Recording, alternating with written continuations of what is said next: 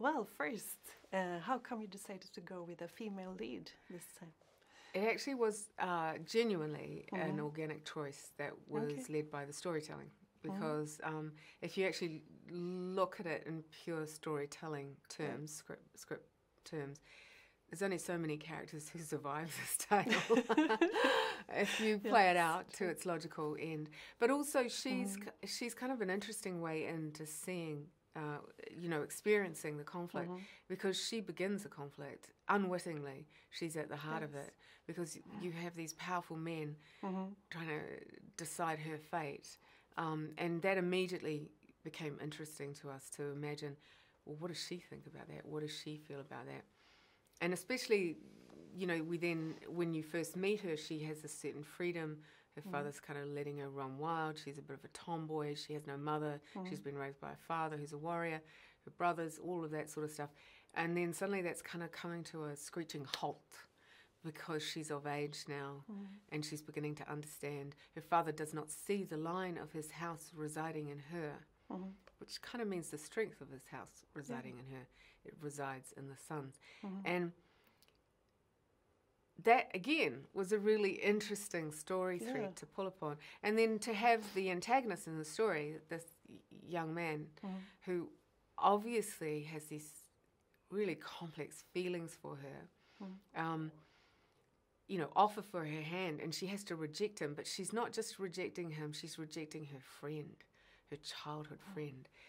Again, that is like, okay, now we're cooking. We've got a really interesting character in and of her own right. Not because she's a woman, but because of what she's about to face. Yeah, true. Yeah.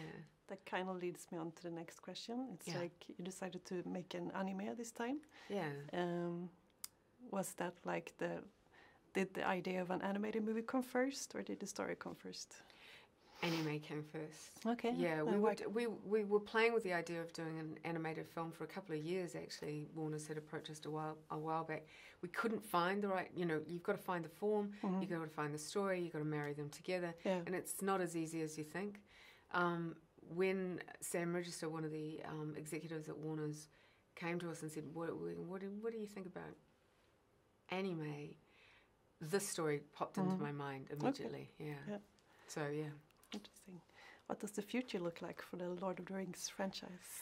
It's kind of exciting, actually. This has been a nice return. Honestly, the weight of it has been carried by the brilliance of Kenji Kamiyama, and also I have to say my producers alongside me, Joseph Chu, who's just been brilliant, wrangling like an almost impossible task. We've made this in 3 years. It normally, even a quick anime takes 5. So thank God he's still standing. And Jason DeMarco, who's also been brilliant. So for me, I'm excited to see if we can keep doing these, because I've now completely fallen in love with anime. Yeah. But we've got the, I'm also been working with, while I've been here in London, of course, I've caught up with Andy Serkis, who's about to direct the next live action film, and that is been incredibly exciting, I have to say. Yeah, The Hunt for Gollum. How is it going with this? Is it going to be 2 movies or 1? No, it's definitely only 1 movie. Okay. I think there was a confusion arose because, we've kind of agreed to do 2 live-action films with Warner's. We've gone that far as agreeing to that. And I think some people then assumed we were breaking The Hunt for Gollum into 2. Absolutely not. Okay. It's 1 film, standalone, and then we're working on the possibility of what the second film can be, and there's some amazing choices there. Okay, interesting. I'm curious. I know. I'm kind of curious too where we're going to land with that second film, but there's a lot of stuff there.